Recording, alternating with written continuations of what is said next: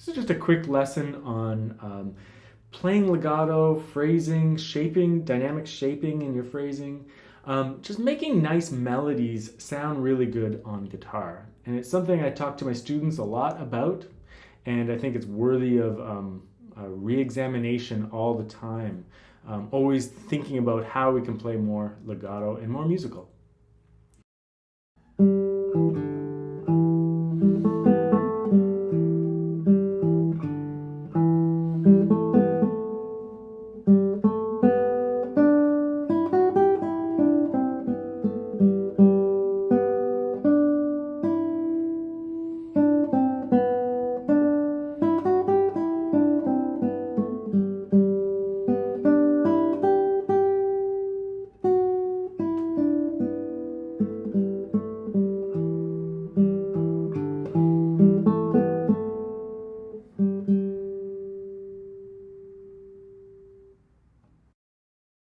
So we're going to go over a couple of different things. We're going to go over left hand legato, right hand legato, and then we're also going to talk about dynamic shaping and phrasing and putting all those things together to create a nice musical result on the guitar.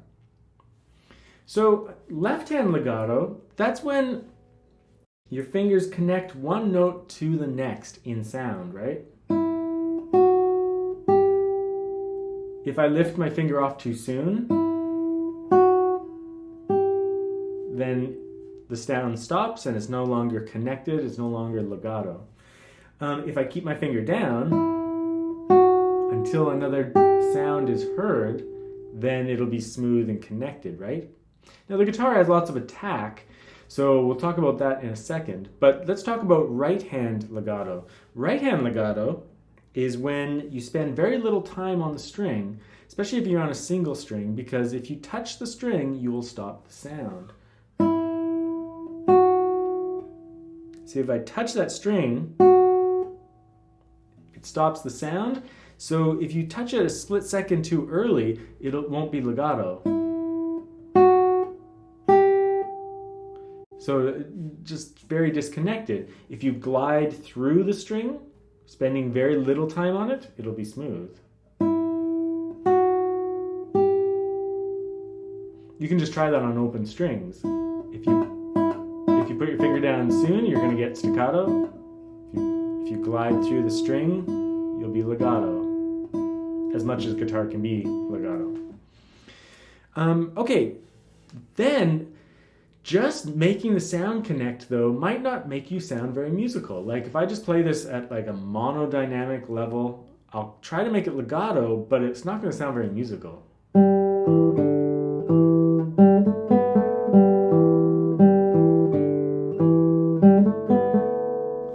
That's not very pleasing. I mean, it was technically fairly legato. I mean, there might have been one clip there, but it was fairly legato in terms of notes connecting in sound to the next note, but it wasn't very musical because it lacked phrasing and dynamic shaping. Now, you all know about dynamics, that's louds and softs in music, but the thing I want you to think about in terms of dynamic shaping is just the natural growth and decay that you would do if you sang a melody, right? Just, you wouldn't sing the first note super loud necessarily because you're just getting going with your breath. And at the top of a phrase, you might play a little bit louder, and then near the end of a phrase, you might taper off the music.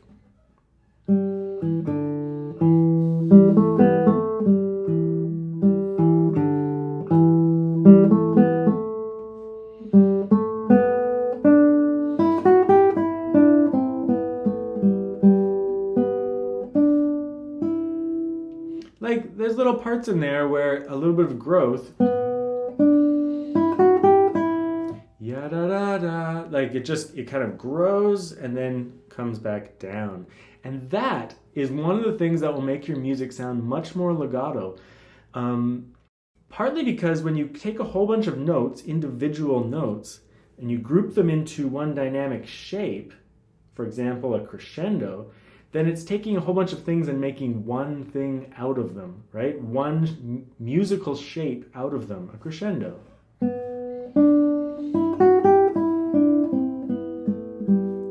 Da, da, ba, ba, ba, ba ba ba ba ba ba ba. That will really help your legato phrasing and the idea of delivering the music in a musical way. If I just play that plainly, still legato but plainly, it just doesn't sound very musical.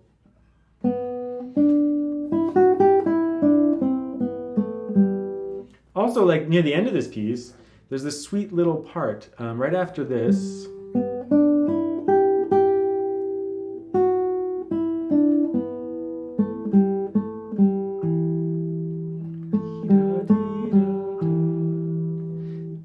That little bit of growth is like, it's very emotional, it's very expressive, and it also just, it makes the music seem more legato than it might even technically be.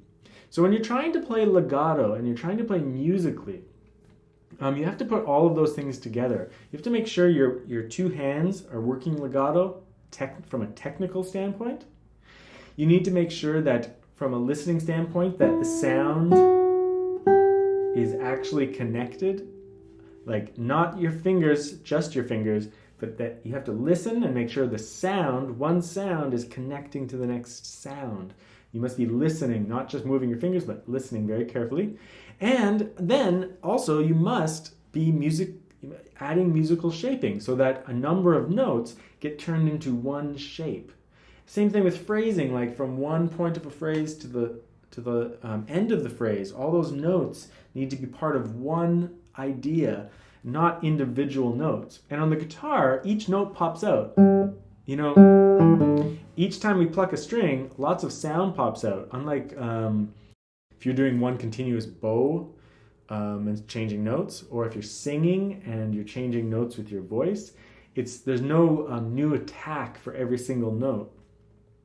But on the guitar and the piano, for example, there is. And so we must use lots of dynamic shaping in order to cover up that constant, like, machine gun fire sound of notes being popped out. So my biggest piece of advice to you is take the melody from your pieces, or take a nice simple melody like I just did, and play those melodies on their own. Guitarists often play lots of pieces and arpeggio pieces and all sorts of stuff that's very complicated.